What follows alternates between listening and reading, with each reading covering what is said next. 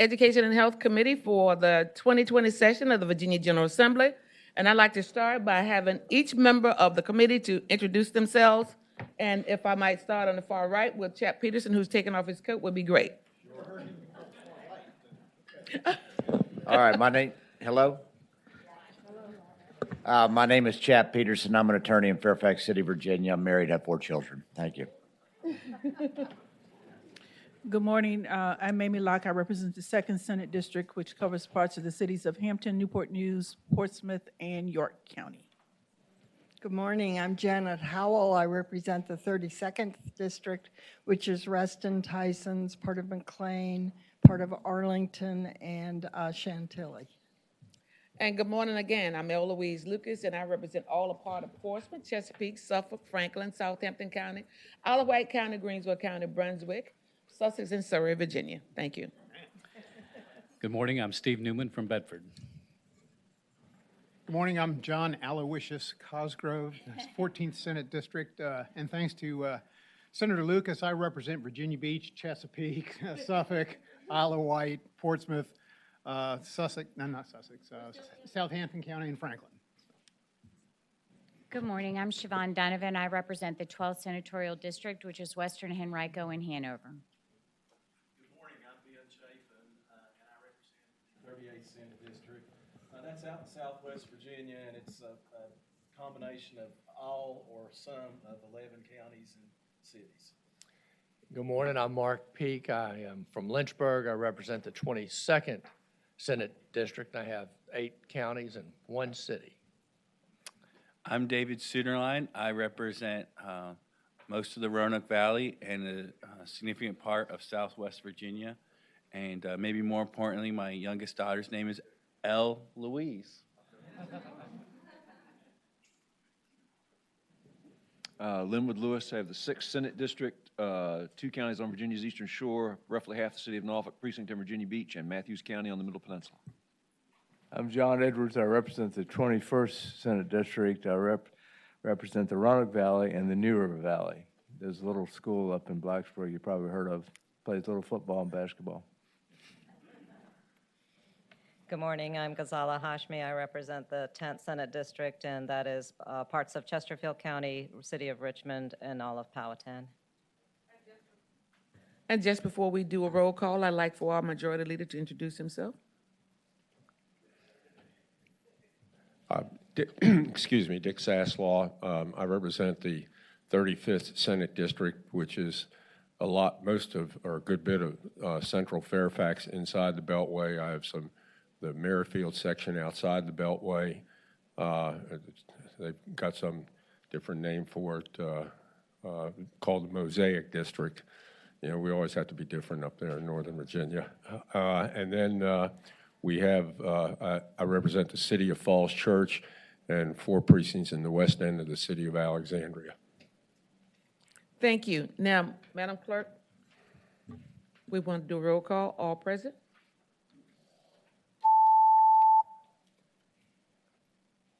Where's my button?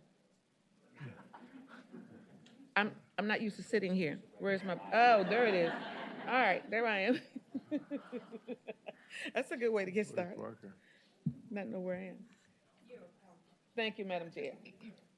Madam Clerk, all present.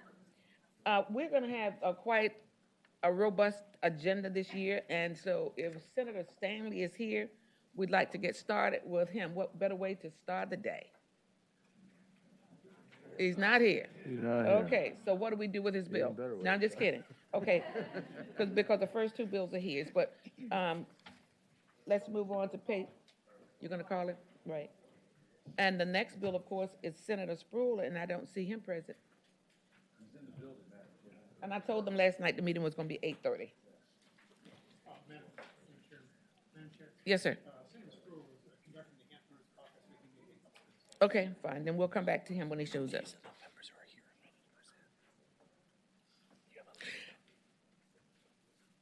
I forgot my training already. Okay. Well, while we're waiting a couple of minutes for those 2 members to show up, why don't we introduce our 2 new members to this committee? Senator Chase, could you stand and get an applaud for being a new member to the committee? Chafin. I'll get it right before the day is over. Senator Chafin, new member to our committee. Let's welcome him.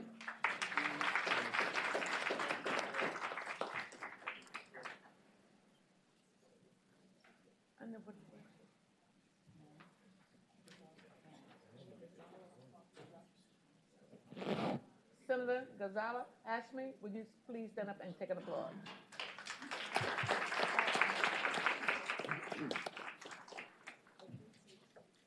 Yeah, but it has here new. Yeah, everybody's here, but we have one person listed here who's not on this committee. Let's move to the next patron, who is going to be Senator 112, the next Senator Sugarline.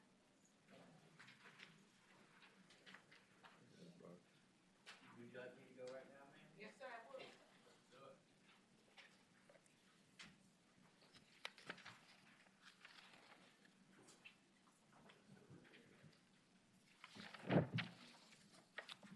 Thank you, Madam Chair.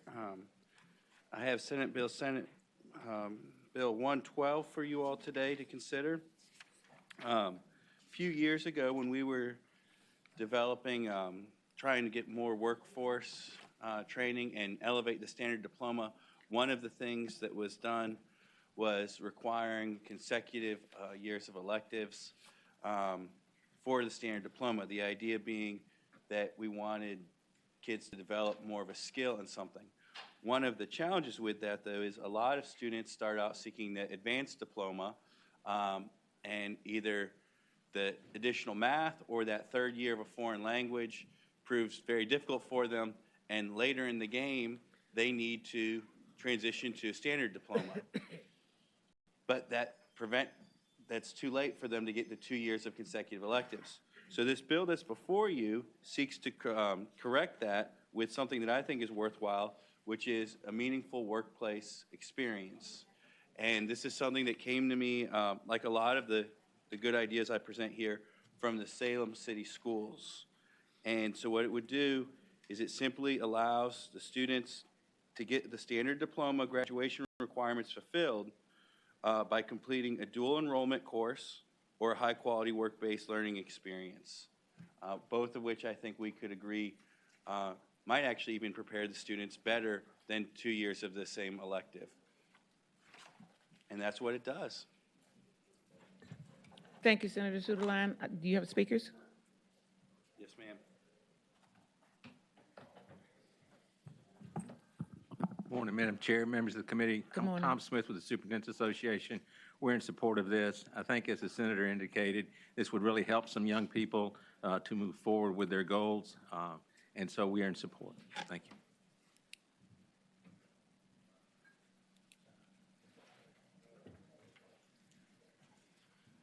Madam Chair, members of the committee, Michael Malloy, Fairfax County Schools.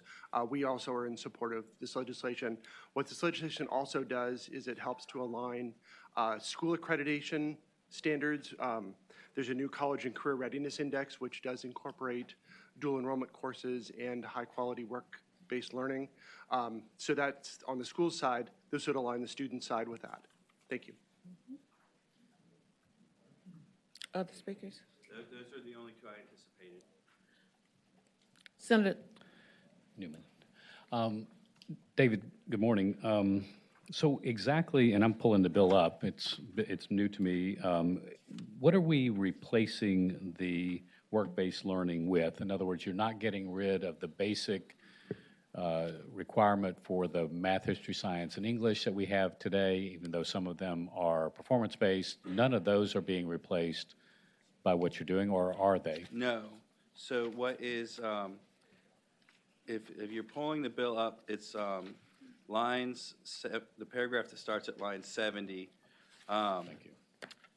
You'll see that it's simply, instead of having the earn a technical, career and technical education credential, and then it continues on the other ways they can do it, it says that you can do a dual enrollment course or complete a high-quality work-based learning experience as defined by the board. And so it doesn't affect the math, English, social studies, those components. Madam Chair. Senator Newman? So just to be clear, I get you now. I've got the bill in front of me. On line 70, what is that section, what is that in section in place of? In other words, what else would a student normally be getting that now they can complete with this type of study? Well, it's what allows them to get the standard diploma. So what the situation, the creation of the idea of this bill is we have students who are planning to do the advanced diploma track and that they would be able to fulfill the advanced diploma. And these are the requirements for standard diploma. But because it's usually math or the third year of the foreign language, something that eludes them, then they want to still get a diploma, so they transfer to the standard diploma, and this creates those opportunities for them. Senator Sasslaw? Are you using the term standard diploma, excuse me, David, interchangeably? No, are you talking about the standard, regular college diploma or high school diploma? Oh, these are high school students. They're in dual enrollment, taking college credit courses. They could be, or they could have the work-based learning experience that would be approved by the board. And count towards graduation? Yes, for the standard diploma. Okay. So many students that plan to do advanced diploma find that there's some elements of that that are more challenging than they anticipated, but so late in the game that they're not able to fulfill what they would have done on the standard diploma had they started. Other members have questions? Come right ahead. Good morning, Emily Webb with the Department of Education. I just want to offer some clarification, and I apologize, I'm reviewing this bill currently right now. Currently, the Board of Education, in their graduation requirements, requires that a student either take an AP, honors, or international baccalaureate course or earn a CTE credential. This adds dual enrollment to that list, as well as completing a high-quality work-based learning experience. The Board of Education, in its standards of regulation, have that school divisions provide opportunities for students to complete it, but they don't currently have to complete the graduation requirement for a work-based learning experience. So this does add a new requirement to graduation requirements. So I just wanted to make that clear. And not to be disagreeable, I would say it offers an alternative requirement, another opportunity. Right. Questions by any other members of the committee? Senator Newman?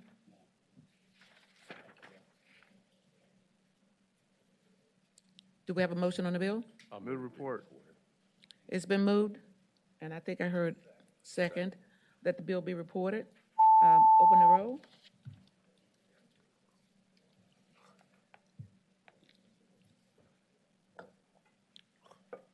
Madam Clerk, you may close the roll.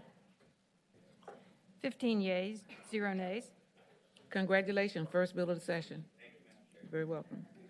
Senator Spruill, I called on you a little bit earlier, so if you'd like to come. But as you come, I'd like to have Senator Barker introduce himself and tell us the locations and localities that he represents just before Senator Spruill gets started. Senator Barker. Yes, I'm George Barker. I represent parts of Alexandria, Fairfax, and Prince William County in Northern Virginia. So, Thank you, Senator Barker. Welcome. Senator Spruill.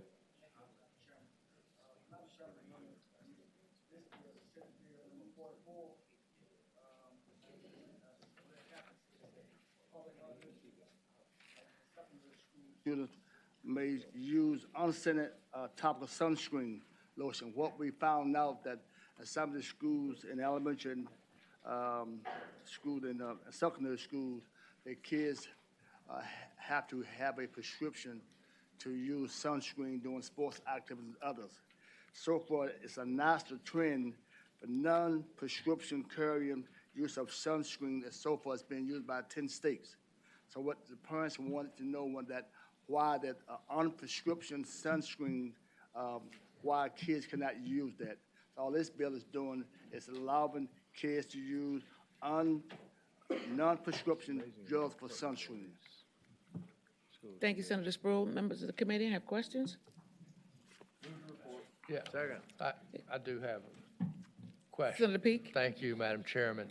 Senator Spoils, this bill we had in the subcommittee last year or 2 years ago by, I believe, Delegate Yancey. The problem is some school boards, a couple of school boards have told kids they can't bring sunscreen? I don't know. They have not. The parents came to me. Parents asked you, because I think some school boards have, a kid got sick or had an allergic reaction to sunscreen, so the school board's reaction was to ban sunscreen from the entire school. It just seems to me it is a school board issue, and it's shocking that we have to have a state statute that tells people they can use sunscreen at schools, and to me, it's just a sign that we have gotten completely overregulated. But I understand it's. But Madam Chairman, also, the two school systems I represent, North and Chesapeake, they had no problem with it. They have not shared any problem with me. Madam Chair. Madam Chair. I heard two voices, but Senator Howell, I think I heard yours first. Okay. It seems to me that we should pass this. We are having our health curriculum and other curriculums say to the kids, you should be wearing sunscreen. So to put barriers in front of that just seems ridiculous. So I think this is a great bill. And I heard another voice, but I didn't see. Madam Chair, I guess my question is, why are we passing a bill on this? And is this? Because school boards are so stupid. Yeah. I guess that's the answer. Senator Peterson? I guess I got my. Any other member of the committee have any remarks to make about this? It has been moved and properly seconded that the bill be reported. The clerk will open the roll.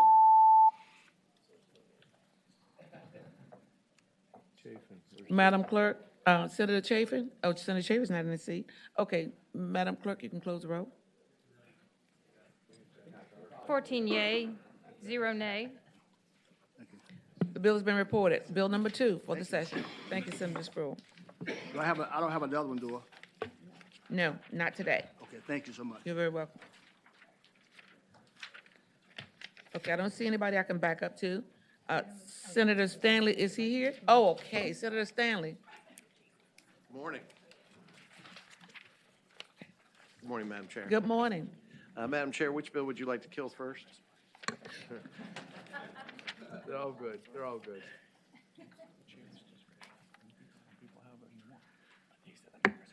How about beginning? 4. Senator Stanley. Thank you, Madam Chair. Members of the committee, if we could start with Senate Bill 4, the school roofs bill. I think all of the members of this committee probably remember that when I was chairman of local governments, we started a subcommittee which traveled the state looking at the deteriorating schools throughout the Commonwealth. It was not a situation that was regional. It was statewide, including in Northern Virginia. Many of our schools have been built before World War II and are still in use. And what we were seeing is, Senator Marsden and myself saw, was one of the main problems that these schools were having. Started with the roofs. A lot of these schools were flat roofed and they were putting tar on the top.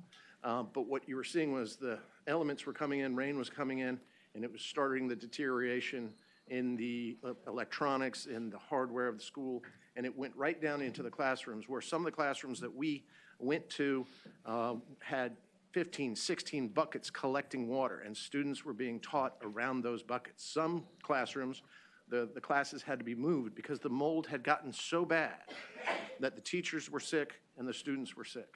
This is not a proper learning environment for our children, and we have that constitutional obligation in our state constitution to provide a high-quality education to every child, regardless of their zip code or financial station in life. This bill was created, and I'm chief co-patron with Senator Marsden, to try to address this problem with school roofs. We found this to be pervasive in almost every school. And so what this does is it creates a fund, which we can determine to fund it in the budget, which would then allow for the distribution of monies to areas based on the needs and really the amount of damage, probably the highest priorities being to the schools first that have the highest damage and need the that work the most, to allow them at the local level in our school divisions to repair these roofs, and not just put a Band-Aid on a gaping head wound with tar, but to actually fix the roofs so it stops the leaking problem, it stops the mold and mildew problem. And so I would remind Madam Chair and members of this committee, this passed out of this committee last year and was passed out by the Senate, and then was, of course, like most of my bills, killed in the House. So I think this is an important issue. This is a way for us to make a commitment to these children and to these school divisions, because many of our school divisions, as you know, are struggling with their budgets in maintenance alone. And so I think the state has an obligation, because we must acknowledge that our children are our greatest natural resource, that we need to make sure that they have a safe and healthy environment in which to learn. I went to one school in Danville where a child, while eating lunch, had a ceiling tile fall on his head and injure him. That is not right, and this bill seeks to address that. Thank you, Madam Chair. Thank you, Senator Stanley. We have questions from the committee. I Senator have a Newman? question, Madam Chair. Senator Newman was first. Okay. Bill, good morning. morning, We got this bill last year. I think you did a good job last year in getting it out. Is the version we have now the same version as what we passed out of this committee, or is it as introduced last year? Madam Chair, I would address the question by stating to the gentleman that this is the exact same bill that we passed out last year. That passed out? Yes, Thank sir. you, Mr. Chairman. Senator Edwards?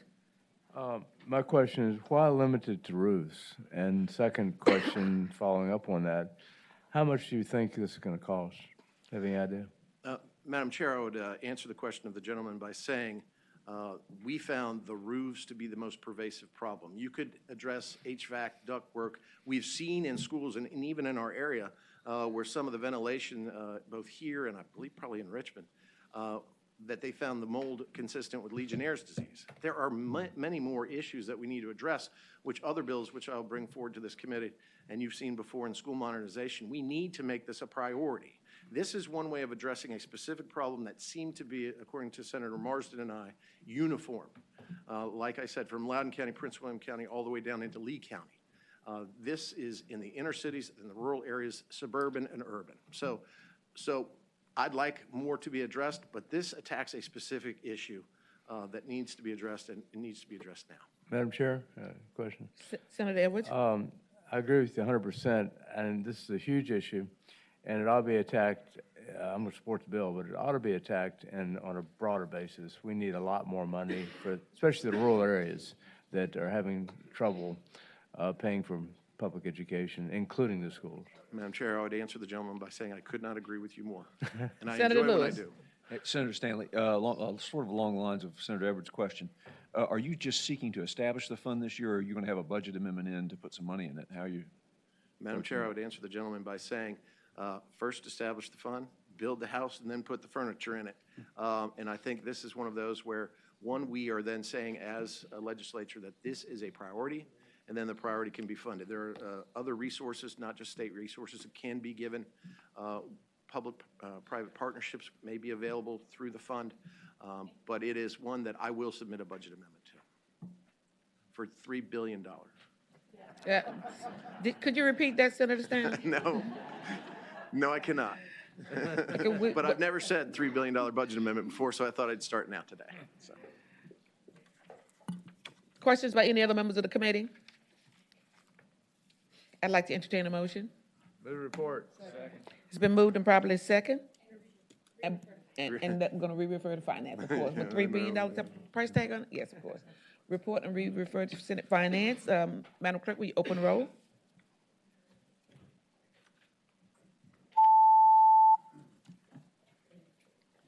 Thank you, Madam Clerk. You close the roll. Thank you, Madam Chair and members of the committee. Now, here we have a 15. really great chairman over there in finance. That's what I'm hearing. Yeas 15, nays 0.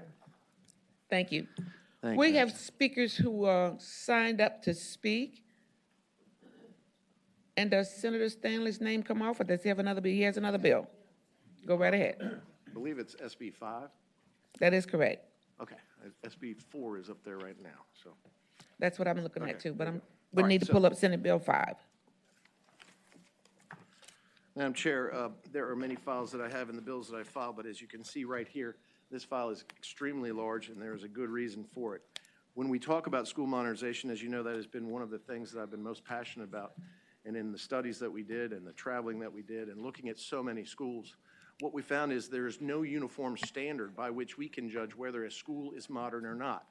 Madam Chair, I would say to this committee that part of my issue is that the physical plant provides the best opportunity for education for children, but we don't know whether it's a modern school or not. I can tell you that in Lee County, a school built before World War I has one electrical outlet per classroom, which means they don't get the whiteboards. They're worried. They're using the strips to try to keep computers and the modern teaching tools of education without blowing out the school and causing the power to go off. That is a real problem. What we then have is a disparity in Virginia, which addresses socioeconomic reaches from rural Virginia to inner city Virginia to urban and suburban Virginia again, which is Loudoun County has a higher tax base. Loudoun County they're building schools almost at a daily rate, but each school is shiny and new and modern. The students that are going in there are supposed to be getting the same education as the student in Franklin County or Patrick County, but yet it is the difference between the facilities that creates a disparity and a difference between the quality and type of education that our teachers can deliver and that can be delivered to our students so that they can be the best they possibly can be. This committee knows that the vast majority of all students who go through public school do not attend college. So this is our one opportunity to create a workforce at all levels in all regions. And what this bill seeks to do simply is to have the Department of Education establish minimum modern standards. That is, minimum standards for a school to be considered a modern facility. And those regulations that promote health, safety, and welfare, education, and those are to be determined by the Department of Education. It is time for the Commonwealth of Virginia, Madam Chair, members of the committee, for us to have a minimum standard requirement for all of our school divisions. There's no penalty. This is aspirational, but we can then compare. Are we doing the right things in Lee County as we're doing the right things in Loudoun County? And I think this is a first step for us to really have that kind of bellwether, that kind of thing that we can compare one to the other so that we can make sure that every child, no matter what their zip code is, has the same right to the same quality education that we aspire them all to have. Well, thank you for that presentation, Senator Stanley. Senator Peake and then Senator Newman. Senator Stanley, Madam Chairman. So if there's no penalty, we're just going to tell a county that their school doesn't meet modern, whatever the definition is, and then that's it? Yep. Madam Chair, I would answer the gentleman by saying that if you look at line 23, it also, in determining the standards, then it also has each school board annually assessing to the board the extent which each public school building in the local division complies with the uniform minimum standards, and then submit to the board a long-range plan for compliance with the minimum standards, including assessment of the cost. In any case in which the school board determines that a public school building in the local school division does not comply with the standards. So, you know, it's a carrot and without the stick. I mean, I don't think you need to punish the schools because of their financial positions, but what we're trying to do is say, here are our minimum quality standards. Let's help you get to at least the minimum and exceed the minimums. And so this also creates that standard that says, all right, do an assessment annually. Where are we? And how can we get you in compliance with the minimum standards? And what will that cost be? Madam Chair. Senator Newman. Senator Stanley, this section generally is not a suggestion. This section is a requirement when it comes to radon testing and other items. I mean, unless I'm reading right, it seems to me you're going to say that the board will prescribe a minimum uniform standard by regulation, and I don't know what keeps them from saying that's what it must be, so that when Bedford County starts to build their new school, they've got to go in and they've got to hit all this, and the cost aspects may be prohibitive for them to build the new school. Is there, maybe I'm missing the requirement of this normal section. Madam Chair, I would answer the gentleman by saying I think what you see is that no matter what, when you start with a new building, then they must follow uniform building codes as prescribed by the Commonwealth of Virginia. When you repair a building, such as a public building, they must also comply by regulation to the uniform building codes. But who knows what is a modern school? But I think DOE can determine that we should have more than one electrical outlet in a classroom, that we should not have mold, mildew, and leaks in the roof, that we should make sure that the technology that is available in Fairfax is also available in Franklin? And if it's not, how do we get there? Madam Chair, just to be Senator clear, Newman? I appreciate your answer, and it was helpful, but that's not what this one is. It's not about building standards. This is about hitting certain instructional compliances and other items that are not in the building standards. I just wonder, between now and whether this goes to finance or the floor, you might look at making sure that this is a grade mark, this is a measurement of how the quality of schools are, but it is not a requirement that means that they cannot build a school because now it's just prohibitively expensive. Madam Chair, I would answer the gentleman by saying I don't disagree with him. This is not meant to shut down schools. This is not meant to keep schools from being built that are modern. This is to encourage that, and also to have a partnership between the state and the locality who has these kind of issues to say, here's our issues, here's our problems, how do we get to that we're offering the same building to our students in this region as we are in another region. Madam Chair. Senator, Senator Peake? Senator Peterson? I think my question is somewhat akin to Newman's, but it's this. The words you use are uniform minimum standards. Think of minimum standards as being, that's the baseline. It is. But then you talk about modernization, which could be, LEED certified and having atriums and water fountains and all sorts of modern technology, maybe a laptop for every child. I don't know. But, there's a distinction, it seems to me, between minimum standards, which is to say, what's a safe building look like? What do we need for a certificate of occupancy versus having a type of learning environment that may have bells and whistles that would have been unthinkable when we were kids at Sidney Lanier Intermediate. And so I'm not quite sure if this is aspirational. I'm not quite sure why it's in the code. If it's a minimum standard, then, every child needs to be in a safe environment. But don't we already have building standards? I mean, don't you have to get a certificate of occupancy before you can put kids in a building? And if a building's leaking and if it's unsafe, then maybe we need to knock it down and start again. I'm just not quite sure where we are in this. Madam Chair, I would answer Senator the gentleman Stanley? by saying that if you look at what's being amended, we already have the Board of Education prescribing by regulation those minimum standards for the creation, the erection of public school buildings. So that's already in the code. What we're saying, though, is that it's not about the building, just about the building of a new school. Let us all believe that if a new school is built, no matter where it is built, that it is going to be with the modern standards built in. I don't know about a water fountain or a water feature. I don't think that makes a difference in education, but we have that already. But what we don't have is, what this places is, what are the minimum standards for what we consider a modern school? And also then provides for, if we're going to modernize existing schools, we do so in a manner that we have a checklist of what is a quality school so that we can ensure that that building complies with that.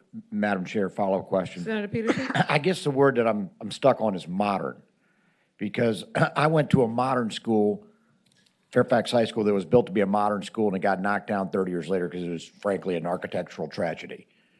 I went to a law school at University of Virginia, which was not a modern school. It was built in the 1830s, and it remains today one of the classic examples of neoclassical architecture. What does modern mean? Why is modern going to make people learn better? I mean, again, I don't know if modern means an architectural style. Does it mean more access to high tech? Mm-hmm. Why is modern better than just having a safe, fully functioning building? Madam Chair, there are times, I would Stanley. answer the gentleman by saying there are times that you want a modern car and there's times you want a classic car. I don't think at any, with the exception of UVA and some older schools, the classical architecture back in the 17 and 1800s may be great on a brochure, but such a building built in 1919 is not going to provide the kind of quality education that you can receive in Loudoun County or Fairfax County. Madam Chair, I went to Oakton High School in Northern Virginia. They knocked that down and they just rebuilt it. It was modern when I went there, having been built in the 60s. It was 20 years old. They just were able to knock it down and put something more in. If we can't, as Potter Stewart said in the Supreme Court, I can't define it, but I know it when I see it. I think we can trust the Department of Education to know what a modern school is and to make that definition, and that's part of what this does, is empowers the Department of Education to say, what is a modern school? We talk about so often workforce training and the importance of this. Other states are modernizing their schools. We've got to make sure we're on equal footing or better than that, because we want companies to come here, and they're going to come here if we have a workforce pipeline that comes from the quality education that we give our students, and that comes from, one of the pieces is a modern building. Senator Peake, did you still have a question? Okay. Questions of any other members of the committee? Move report. And finance, refer. Okay. It has been moved, and I think that the amendment is to re-refer to finance? Oh, do we have all these people want to speak? Okay. Anybody over there want to speak? Okay. All of them? Could I see a show of hands of people who want to speak to this bill?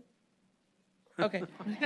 Just me. Okay. Tom Smith, Superintendent's Association, Madam Chair, member of the committee, and I apologize to the senator. I had not spoken to him about this. We are a little concerned about the annual assessment. What does that mean? I think if you're reporting it and referring to finance, that'll give us an opportunity to work with the patron to sort of clarify things. So we would appreciate that move. Thank you. Right. Well, it's the will of the committee. We want to Madam Chair. report and re-refer to finance. Senator It's Newman? just, Bill, I think what you're doing is great. I just wonder if we or some with the chair can work on line 18, and what falls beyond line 18 appears to be somewhat aspirational, and we need to measure it, right, to know whether schools are getting there. But if we were to clarify on line 18 what portion is required, which part is hoped for, expected, and measurable, but aspirational, that would be helpful. Madam Chair, I'd answer the gentleman by saying I'd love to work with him on this one as well. Thank And you as well. Same here. It has been moved and second that the bill be reported and re-referred to finance. Madam Clerk, would you please open the roll? Madam Clerk, you may close the roll. Yeas 14, nays 0, abstentions 1. Thank you, Senator Stanley. I don't Thank you, Madam see Chairman. another bill up here for you. I think that clears out the board for you this morning. Is that correct?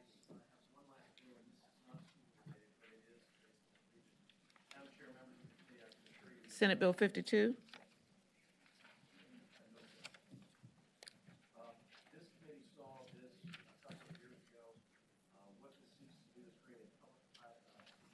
Partnership with private entities, especially healthcare in the region, to create a study, a pilot program in which we can meld the two to try to solve the opioid addiction crisis that is occurring in my region, most especially. Unfortunately, the city of Martinsville, which I proudly represent, had the distinction last year of having the highest per capita, per milligram prescription or consumption of opioid products in not just the Commonwealth of Virginia, the United States of America.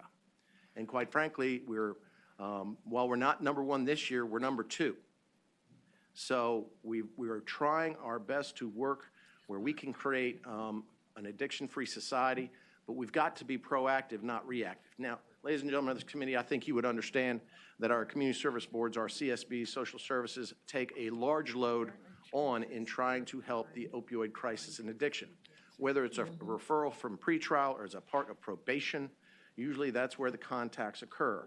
What we're seeing also, though, is that is a lot of people. And that kind of opioid addiction is affecting our children, it's affecting our economy, and it's affecting our future. So I sat down with the Sova Health people who run our hospitals in rural Virginia, and I sat down with community service boards, and I said, how do we make this better? And the hospital's problem is where we are right now. A lot of people use our emergency rooms almost like a doctor's office and walk right in there. And what you're seeing is either people who cannot pay or cannot pay an amount that is commensurate with the services offered, coming through there acutely addicted to opioids.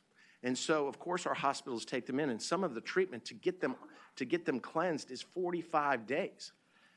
Some expense for 2 of those was described to me, 2 persons that suffered from this was described at $750,000 that was not uncompensated to the hospital.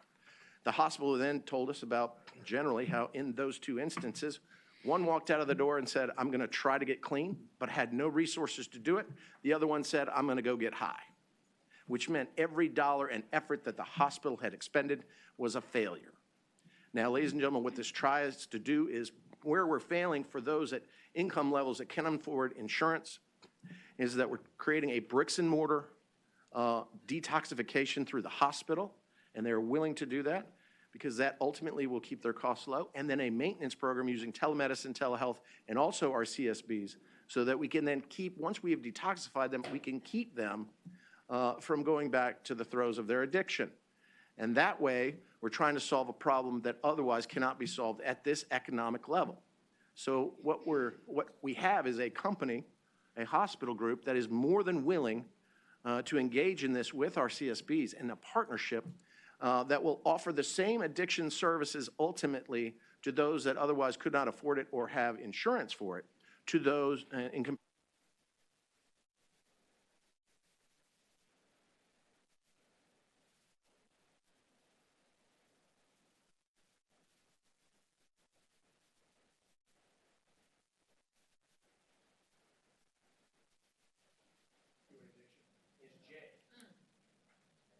Seeing.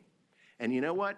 As a defense lawyer, I can tell you I work very hard with every single one of my clients to try to get them off the drugs before we even go to court. But then when they have to serve a sentence, they're sitting in jail with other people addicted and they're talking about getting high. That's not the constructive kind of detoxification and maintenance that we need. This bill provides that. So what we would do is develop a program, which quite frankly, Madam Chair and members of the committee, if this is successful, it will be portable. And the ability to then take it into other regions of the state where this problem is prevalent and may give us an opportunity to wipe this out entirely. Thank you, Madam Chair. Committee? Yeah, Madam Chair, I have a question.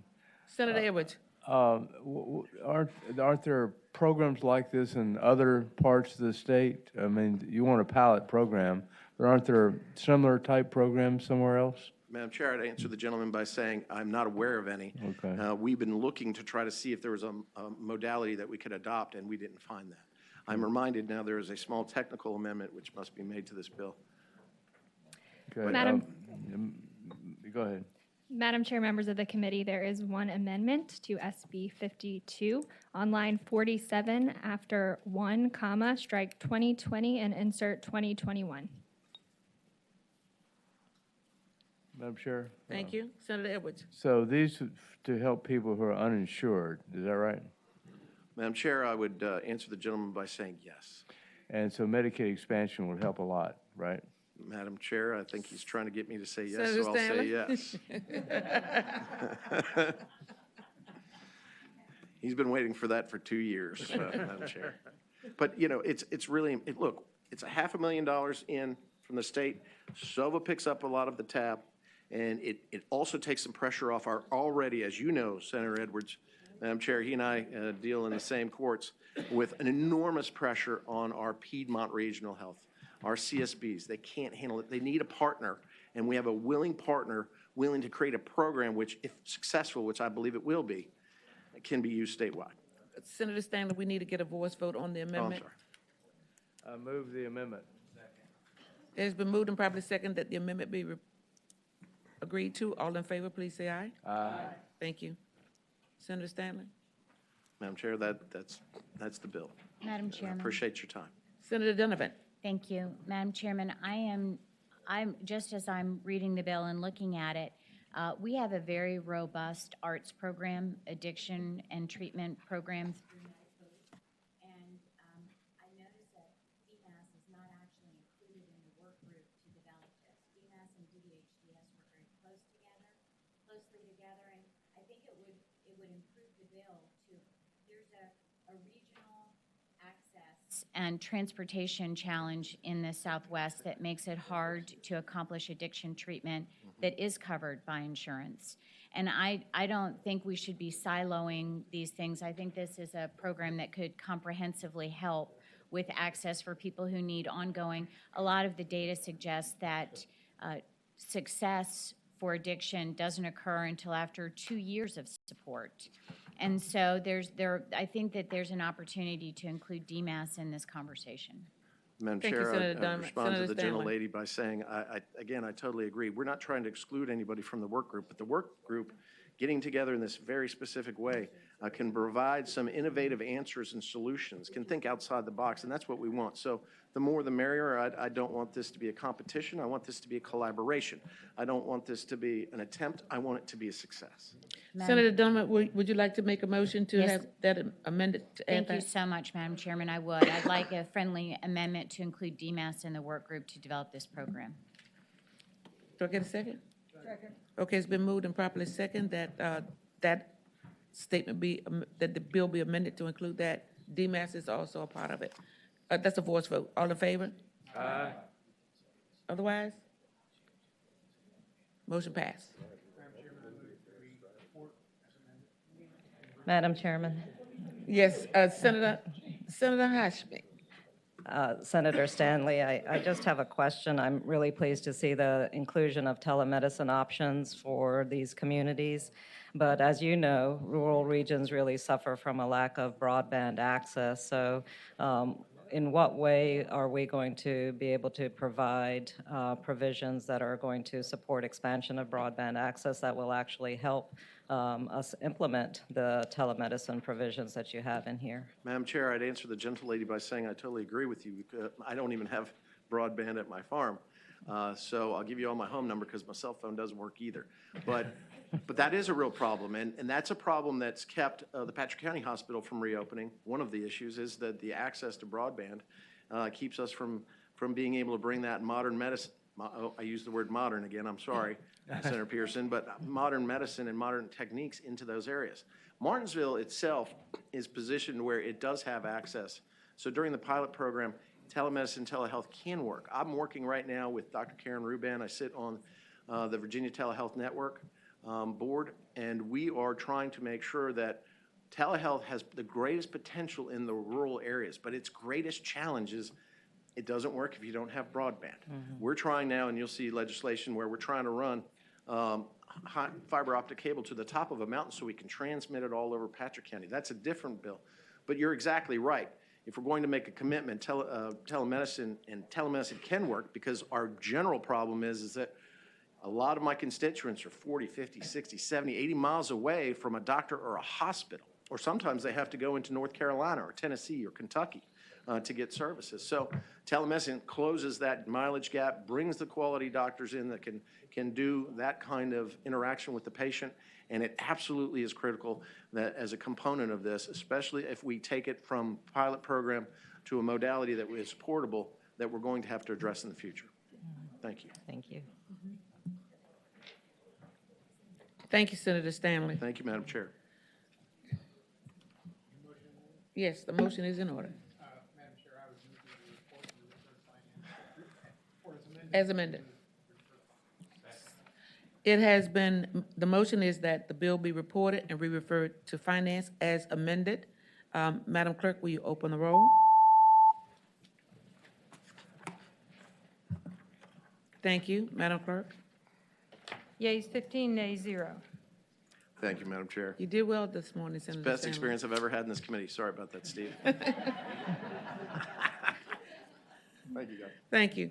I have three speakers signed up, but I think Senator Favola wants her bill referred to subcommittee. So without objection, that bill will be sent to subcommittee. And I have Senator Chase having signed up first, and then Senator Stewart.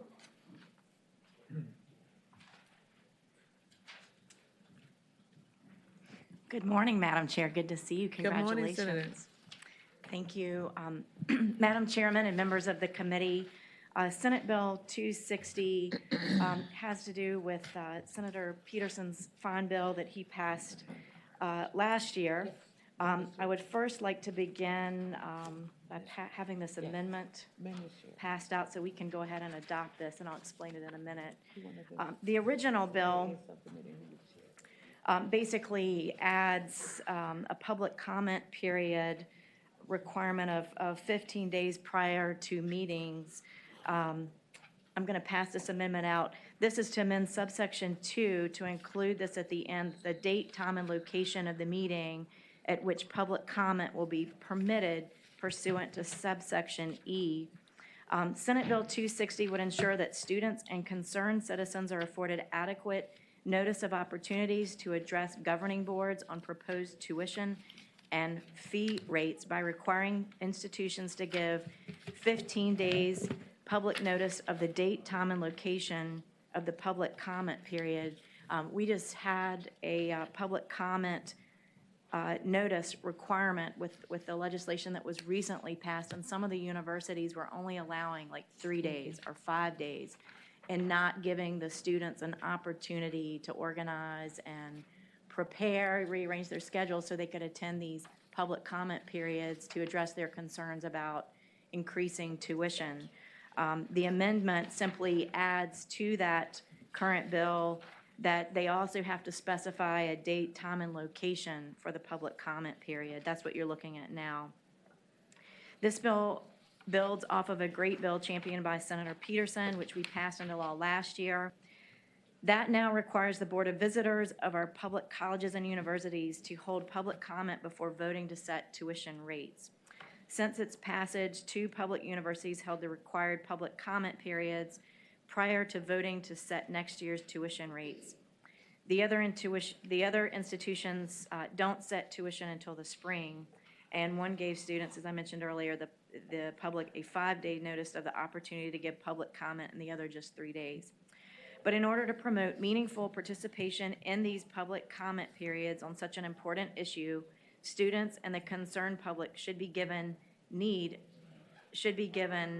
more sufficient time to review the tuition and fee proposals, prepare their remarks, and make arrangements to attend. If this body truly wants to promote the voices of affected students and families when it comes to the cost of their tuition, I urge you to pass this bill. Other public bodies are required by statute to give a specific day's notice of certain public hearings. Include one, the Board of Education is required to give 30 days notice of opportunities for public comment regarding the revision of adoption of standards of learning, resource guides, and recommended textbooks. Second, the Virginia Baseball Stadium Authority is required to give 60 days public notice of a public hearing regarding the site selection of minor league baseball stadiums. And third and finally, local school boards must give a 14 days notice of its intent to receive public comment or charter school applications. Thank you. Thank you. Members of the committee? Madam Chair, Senator Peterson. I want to thank Senator Chase, and yes, we spent a couple years getting this statute on the books, and it's a good law that says before you're just going to have to, well, okay. Before they could raise tuition, they had to give 30-day notice, and we put the public comment portion, we voted that last year, and I was very disappointed that at least one university tried to somewhat slide by it by giving notice essentially at the last second, and limiting speakers and basically trying to nullify the law, in my opinion, but I'm not going to name that institution, and we're going to move past it. I did have a little bit of wordsmithing. I support this. I do have a little bit of wordsmithing I want to do. And the other thing, Madam Chair, is I don't know if we're going to have a subcommittee on higher ed. Yes, we are, and I was going to make those announcements at the end of this committee because we don't have all of the members appointed to that committee, to the Okay. subcommittees. In which But I case, will at least announce the subcommittee chairs. in which case, and I'm a friend to this legislation, I think it ought to go through that subcommittee. Well, since you're speaking of that subcommittee in particular, the chair of that committee is going to be Senator Locke. Am I going to be on it still? I beg pardon? Am I still on it? Yes, you're still on. Okay, all right. Well, in that case, yeah. Then what I'd like to do, Senator Chase, and again, this is a friendly motion, is make a motion.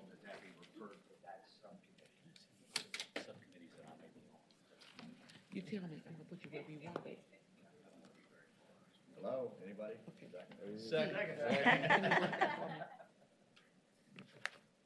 I haven't made any appointments that you have to do that.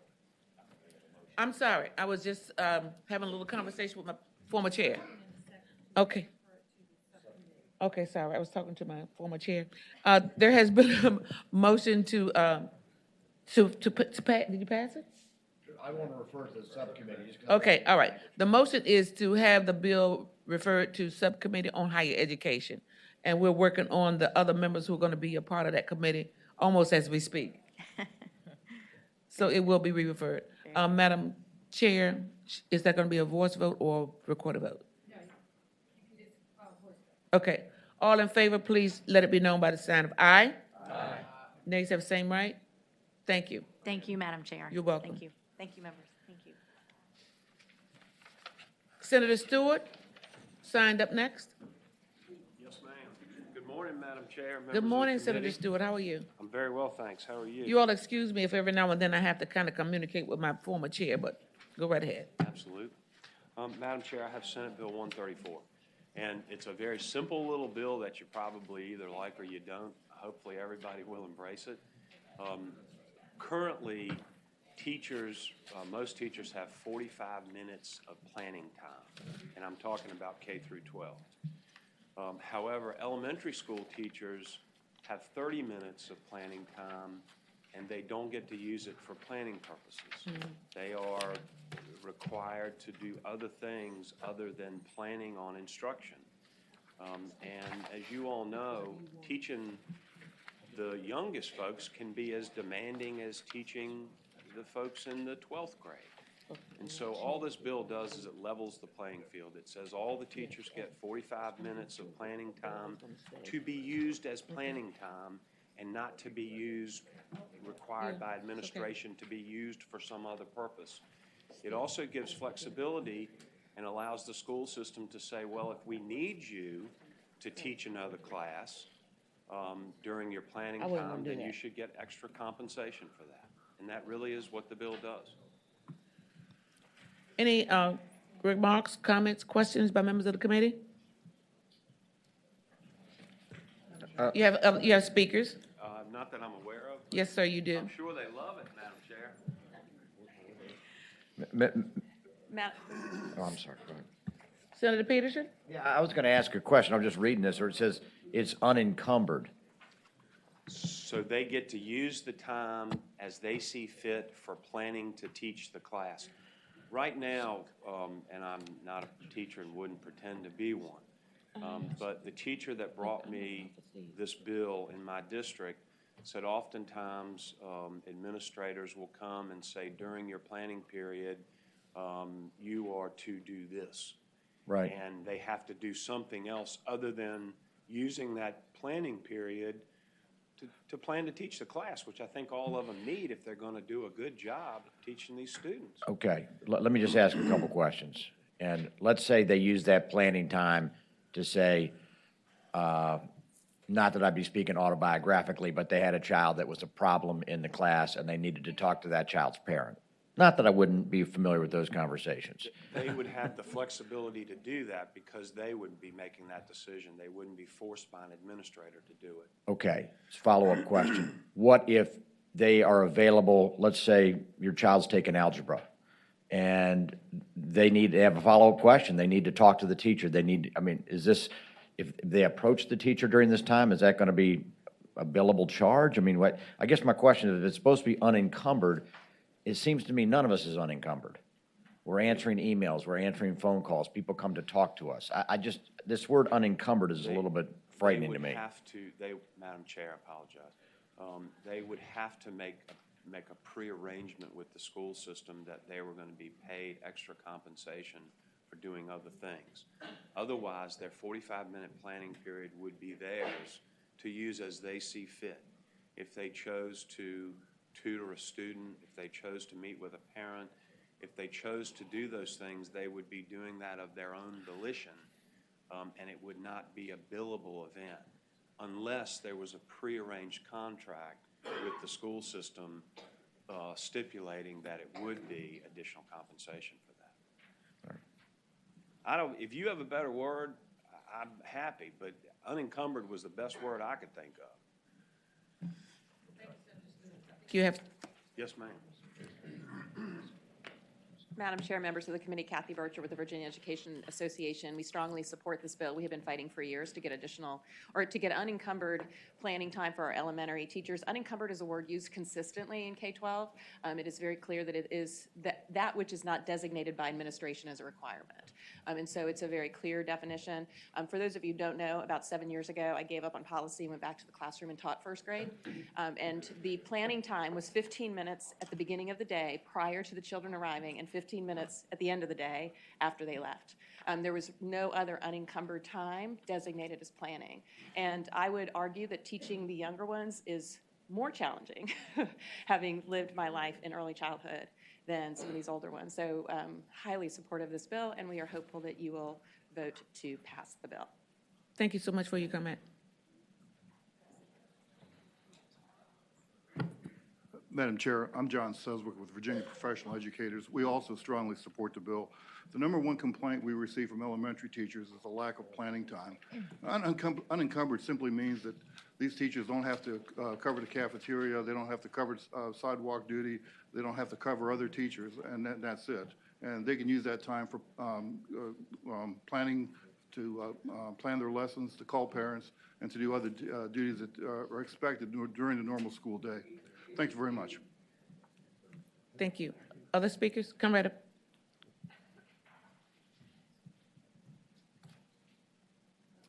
Madam Chair, members of the committee, Stacey Haney on behalf of the Virginia School Boards Association. We have some real concerns about this legislation. First of all, the fiscal impact statement says there's no fiscal impact to the state. I don't see how that can be.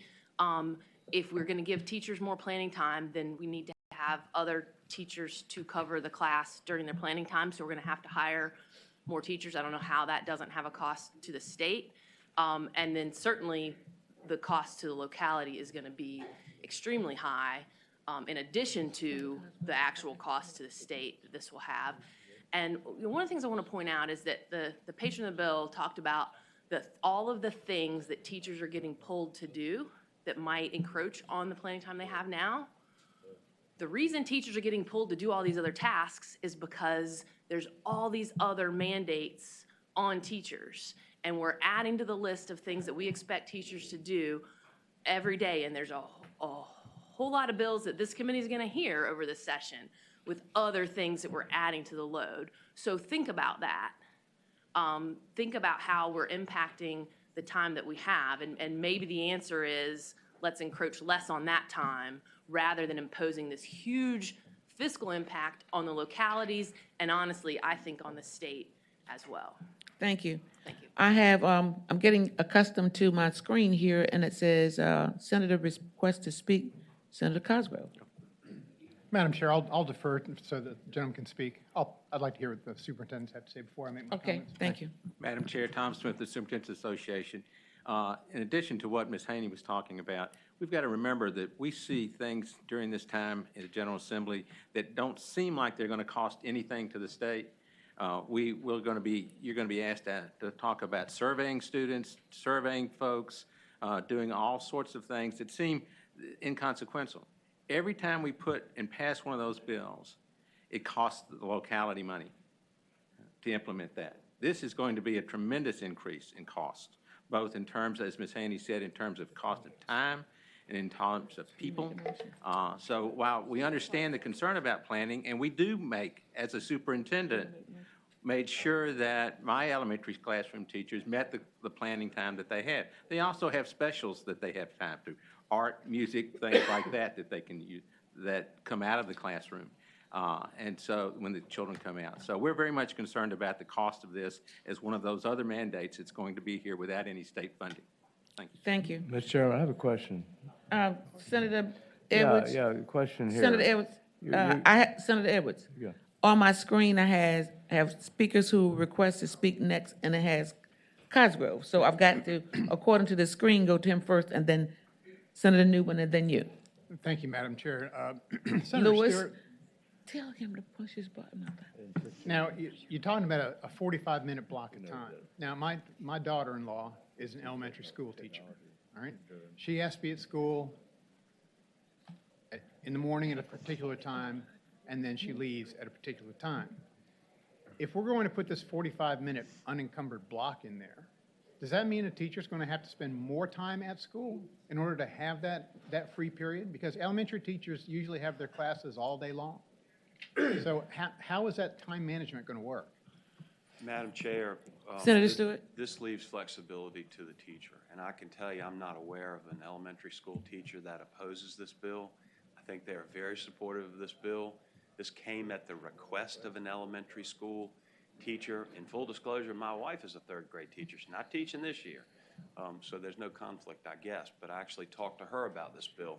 She said it was one of the biggest problems with teachers in the lower grades is not having sufficient planning time to prepare.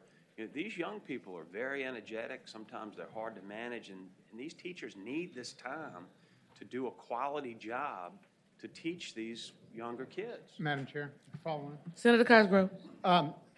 Senator Stewart, I understand what you're saying. I guess my question is, are we now going to make it so that the teachers have to spend more time at school than they have to now? Madam Chair, that is not my intention, and I think the teacher could use that time. That's what this does. It gives the teacher the flexibility to use the time, their planning period, for the purposes that they deem they need to use it for. So it'd be up to the teacher. That's the best answer I can give you. All right, thank you. Next up, Senator Newman. Madam Chair, I don't think I have a question.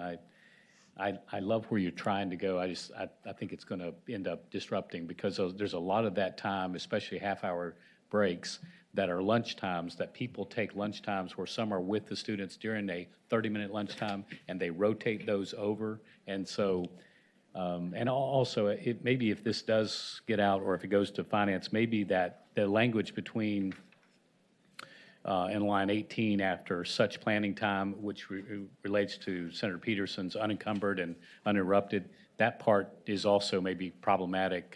Maybe that part could go out, but I don't want to offer amendments because I'm not positive, sir, I can support it. So. Senator Lewis? Yep, Madam Chair, I've got a question, I think, for the superintendents or the school board, either one.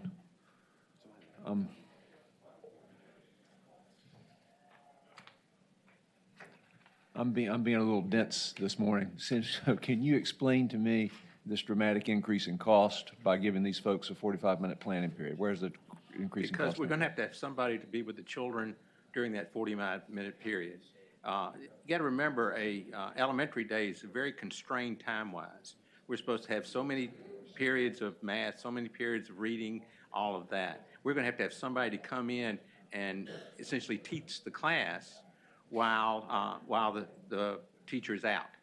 And so, and if you do that across an entirely elementary school building, that's going to require more teachers as well as, if not teachers, aides in order to be with those children during that time. I mean, further question, Madam Chair. Senator Lewis? So, I mean, but don't you have aides that can be with the kids? No, sir. We don't have extra people. We don't have extra, that's right, we don't. If you remember, we're already constrained under the support cap as to how many instructional positions that we have outside the classroom. So we don't have people laying around like that. People think that, but we don't. Okay. All right. They're already overtaxed, which is why the teachers are asking for this, because everyone's overtaxed. We need more people. Senator Edwards? My question's similar. Right now it's 30 minutes. 15 more minutes? Is it going to be that big a deal? 30 minutes per week. Per day. It says 30 minutes per school day. You telling me 15 minutes is going to break everybody's budget? 15 more minutes? Is that it? Madam Chair, Senator Edwards, Yes. it's 15, as Dr. Smith said, the elementary school day is run very tight. There's not an extra time laying around. There's not extra time where students aren't getting instruction. There's not extra people laying around. We're stretched up to the breaking point as it is, and this is another mandate, another cost on localities that are absolutely stretched to the breaking point. And so, I can't take issue with the idea of giving teachers more planning time, but someone's got to pay for it, and it's going to fall to the localities, and I really do think it's going to cost the state money. I think that the fiscal impact statement based on a faulty assumption. Madam Chair, Senator Edwards. where are you from? Where are you superintendent? I represent the Virginia School Boards Association. It's the voluntary Okay. association of all 132 school boards Yeah, in the but state. Northern Virginia has plenty of money, Southwest Virginia doesn't. There might be school divisions that, in localities that could absorb this, Senator, and there's a lot of localities that can't absorb this. Senator Donovan. Thank you, Madam Chairman. I wanted to just ask a question, and it may be appropriate for school board and superintendents as well, but are there national standards on this? What are best practices for schools? I mean, I don't know how a workday is organized. Different professions have different kind of expectations. Is it best practices for teachers to have a planning period in each school day? What are the national standards? I'm not aware of national standards. We do endeavor for that to Kathy? happen, but I don't know of any national standard that would do that. Okay.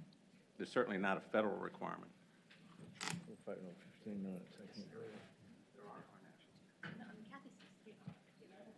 I'm not aware of national, again, I'm not aware of national standards. And again, I'm not against planning time, but it's the cost associated with it on top of, again, we are already stretched to the breaking point. Kathy, do you have any comments? Madam Chair, Yes. Senator Donovan, I'm not prepared to answer your question. I would need to do some research on that. I'm currently not aware of any national standards, but they certainly could exist. I just don't have them with me. Madam Chairman, just to follow up, I think that one of the reasons we have a crisis in staffing for teachers is not just about pay to teachers. In the medical world, nurses leave most frequently because of issues about the organization of their day and leadership and other stressors at work besides money. And I think that's what we found on our exit interviews from teachers too. And we all know teachers take home work every day and do work at home and grade papers. And I think if paying more for teachers is not enough, it's very important, but we need to look at the other aspects of this profession so that we can retain top quality teachers in our schools. And I think that making sure they have a day that's organized in a way that they can manage the workload is an appropriate way to pursue that. Thank you. Thank you, Senator Donovan. Go right ahead. Madam Chair, Ron Jordan, representing the strapped Norfolk, the middle Chesapeake, and the wealthy Loudoun. It's the cumulative effect of what you do. You've passed other bills, you've moved other bills forward that have a little bit of a fiscal impact. This may have a little bit of a fiscal impact, so it's cost us a nickel here, a dime there. Soon it's another $1 million. But it's the cumulative impact of what you do. And every time you do one of these, even one of these little ones, they start to add up. And at the end of the day, when you all have gone home, we start totaling all up. It's a lot of money. Thank you. Thank you.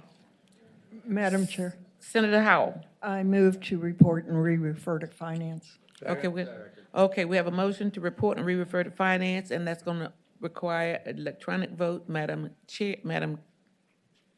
Clerk, would you please open the roll?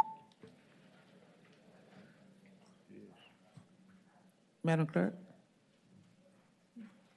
Yeas 9, nays 6. Thank you, Madam Chair. Thank members you, of the Senator committee. Stewart. Thank you very much.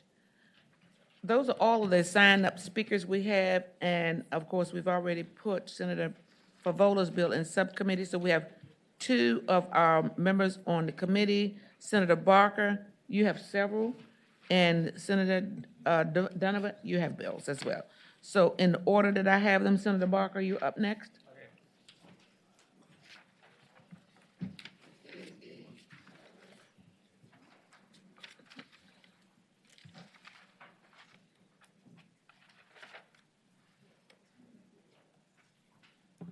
Thank you, Madam Chair. I have 4 bills that are on the docket for today.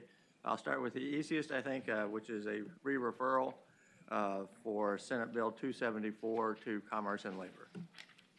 And I'll make that motion. Sorry, turn my mic off. It's been moved and properly seconded that the bill be re-referred to Senate Committee on Commerce. Voice vote, all in favor, or is that open? Okay, yeah, we need to vote.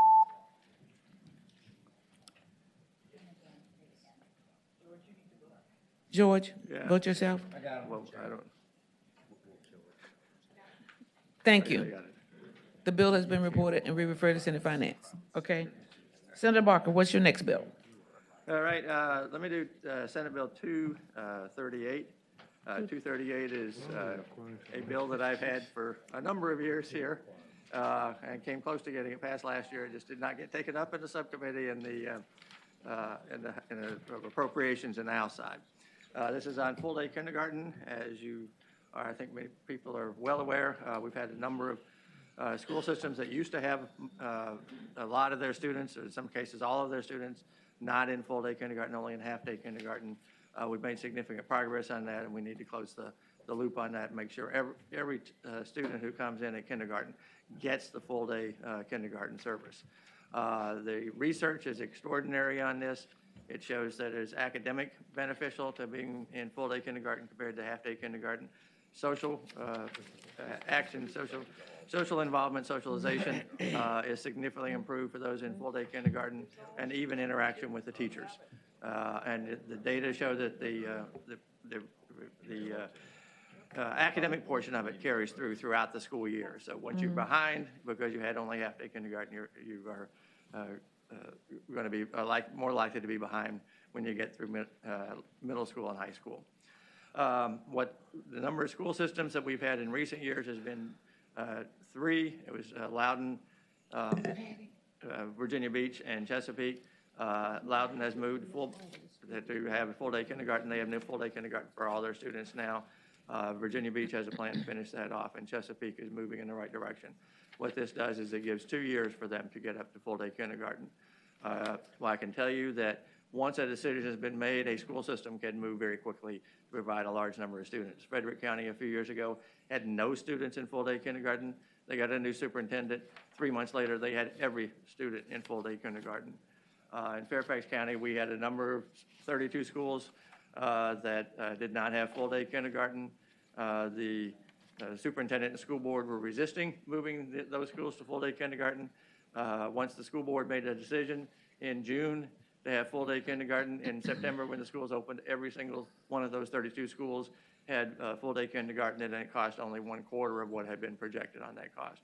So it's something that clearly is doable and is extraordinarily beneficial to the students, and I'd hope we would pass that again this year. You have speakers behind you, Senator Barker? Yes. Madam Chair, members of the committee, Kathy Bircher with the Virginia Education Association. We have long supported this effort by Senator Barker to ensure that all students in Virginia who are eligible for kindergarten have access to full-day kindergarten. There's no better descriptor of why this is important than what you just heard from the senator, but we strongly support this bill. Thank you, Kathy. Now they're going to close the money. Madam Chair, Ron Jordan representing Loudoun and Chesapeake. Loudoun, as the senator has indicated, has gotten there, but it was an incremental process. Chesapeake should get there by next year. We've been making a lot of progress on that, but reluctantly I have to stand in front of the bus here and ask you not to mandate it because of the dependency on local funding to complete this. So I'll be brief. I've done what I need to do. Thank you. Thank you. Madam Chair, Tom Smith, Superintendent's Association, we're also concerned for the reasons stated. Senator Cosgrove has requested to speak. Senator Thank you, Cosgrove? Madam Chairman. I guess I would ask, I don't see a financial impact statement attached to this bill.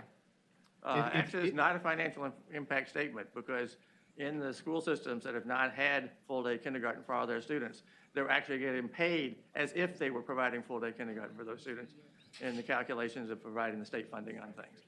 So that's why there is no state impact. Thank you. Madam Chair, I move to report. It has been moved and properly second that the bill be reported. Madam Clerk, please open roll.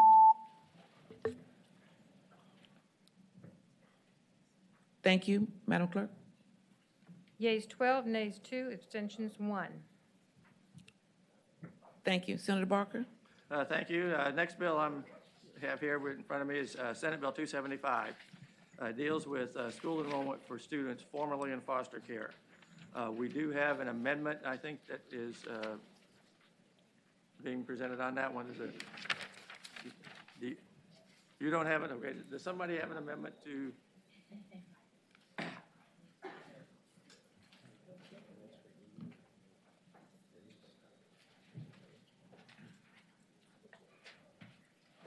Senator Cogswell?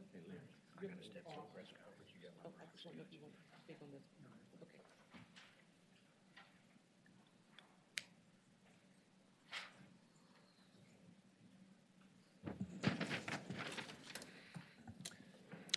Okay. Madam Chair, this would be a substitute. So what we'd be doing is removing the new language from lines 35 and 36, and then after line 43, adding a new subsection that says, the provisions of this section shall apply to any pupil who was in foster care upon reaching 18 years of age, but has not yet reached 22 years of age. So same language, just moving it down to a new subsection. Basically, Second. It has been moved that and seconded that the substitute be agreed to. All in favor? Aye. Aye. Okay. Senator Barker. Yes, Madam Chair. What this is doing is trying to provide that not only those students who are in foster care, but those who leave foster care after reaching age 18, somewhere between 18 and 21, and we're providing supportive services if they desire to stay in foster care at that point. But some do opt not to drop out of the foster care system. This would allow those students to be able to continue into the school systems for that. And I do have a couple people who can speak if need be. Oh, let's speak. Yes.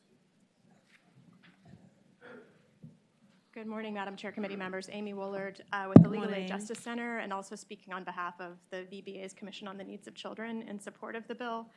I was standing here in the 2011 session when Senator Barker and you all passed these protections for youth in foster care under the age of 18. I think you all and the department have done tremendous work in looking at the supports young people who age out of care need. And this is really just closing that gap and making sure our young people who are still completing their high school diploma, even if they're 18, 19, which a lot of our youth in foster care are, have these same enrollment protections to provide that school stability that they need. My understanding is that a lot of school divisions are already accommodating this policy. Unfortunately, we had a client that was in a relationship with a school division that did not accommodate this policy, and it created a lot of disruption in her finishing her education. She was a senior, having to make an unnecessary transition. So we just want to make sure the protection's there. If we get them as clients, we might be able to repair what's going on, but that disruption has already happened and done a lot of the damage. So it's just really matching up our code with the lived experiences of young people in foster care. So we appreciate your support. Mm-hmm. Madam Chair, members of the committee, Allison Gilbreth, Voices for Virginia's Children. We support the bill for the same reasons that Amy just said. Madam Chair, members of the committee, Cassie Cunningham with Children's Home Society. We also support the bill. Thank you. Madam Chair, Valerie LaRue from Virginia Poverty Law Center, and we also support this bill. Children in foster care have their educations disrupted, and it often takes them longer to complete their education, so we would ask the committee support this bill. Thank you. Thank you so much. Good morning, Jeff Palmore. On behalf of the Virginia Bar Association, our Commission on the Needs of Children supports the legislation. Thank you. Thank you. Senator Barker? Well, I think the speakers wanna wrap it up? have been pretty good, so I will not add anything to it at this point. So. It has been moved and properly seconded that the bill be reported. Madam Clerk? Open roll. Of the substitute.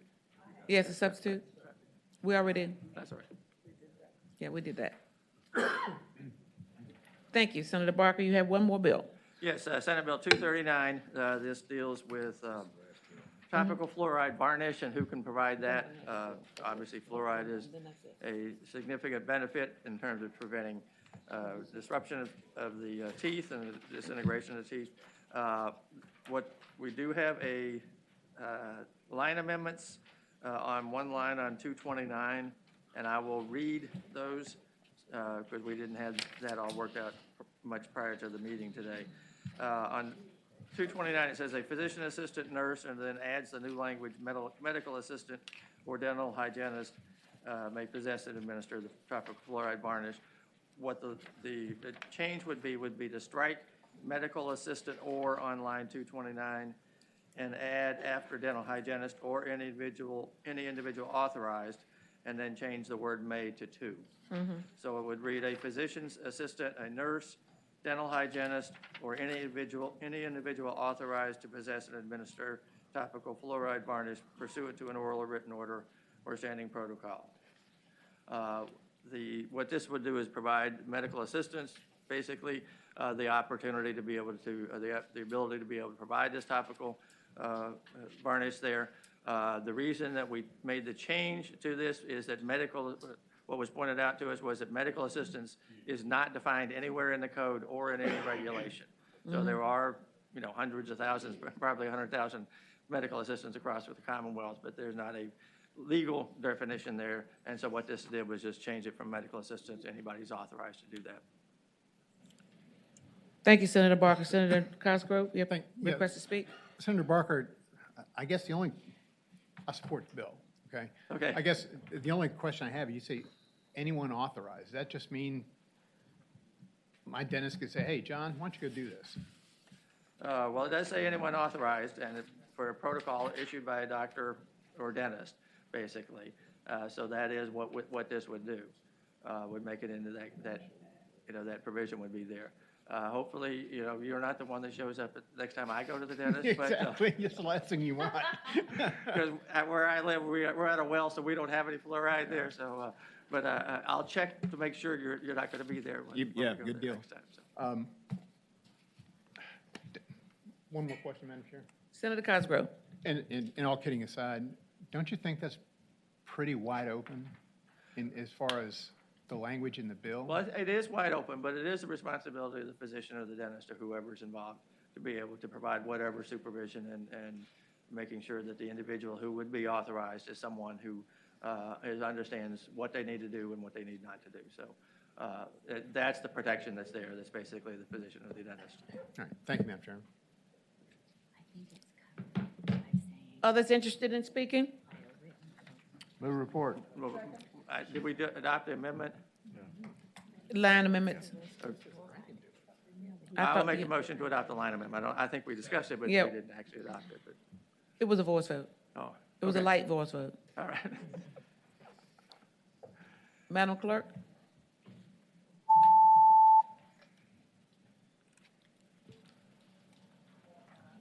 Thank you, Madam Clerk. Yeas 14, nays 1. All right, thank you very much. I think that's the list of your bills for today, Senator Yes. Barker. Senator Donovan, you have Senate Bill 186 and 142. Yes, thank you, Madam Chairman and members of the committee.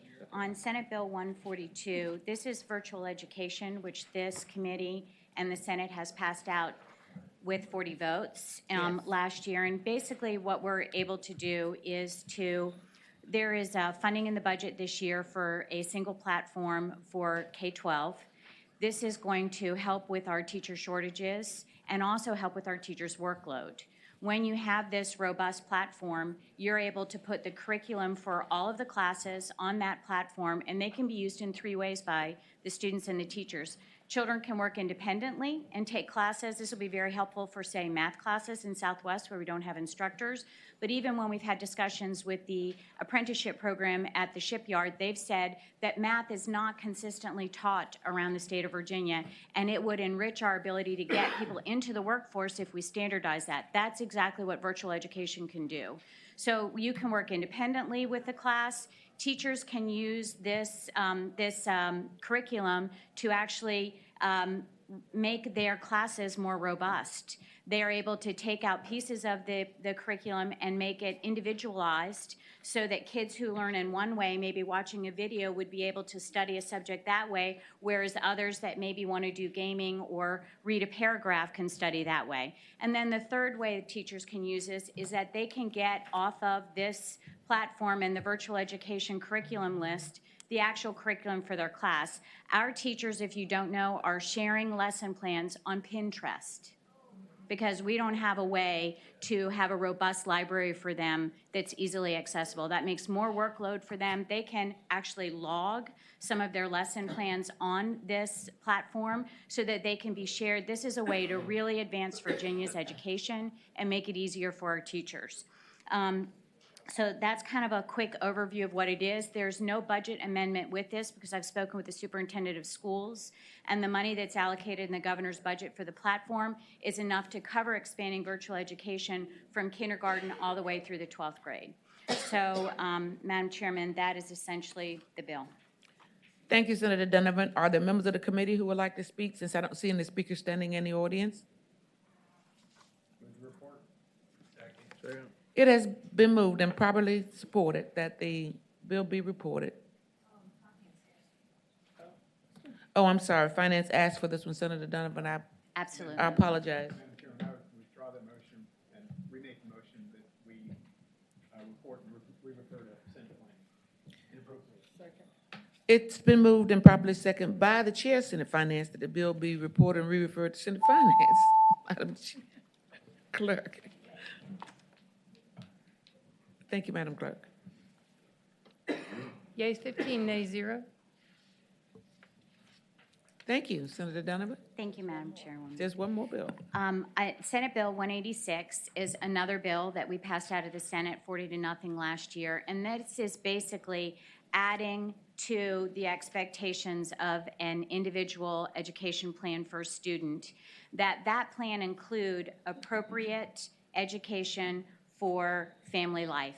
We have had some instances in the state of Virginia, and I'm sorry, I do have some families that have had these experiences that, were willing to come speak. I don't think they want to hold up the bill to do that, but could express this. But because children learn in different ways, all children do, but especially when you have an IEP, sometimes they have been excluded from family life education, which puts them at increased risk for jeopardy later in life. And we need to make sure that we are getting an adequate education to all of our children, regardless of their learning needs. And so this bill basically just includes making sure that when the IEP is developed, that we are certain that the children are getting the education, especially about family life, in a way that they can process and assimilate.